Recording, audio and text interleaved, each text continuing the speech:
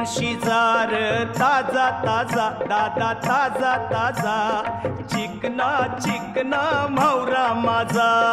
घेऊन शिजार ताजा ताजा दादा ताजा ताजा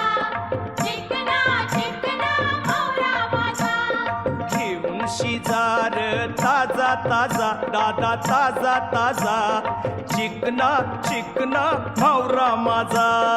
घेऊन शिकार ताजा ताजा दादा ताजा ताजा चिकना चिकना म्हावरा माझा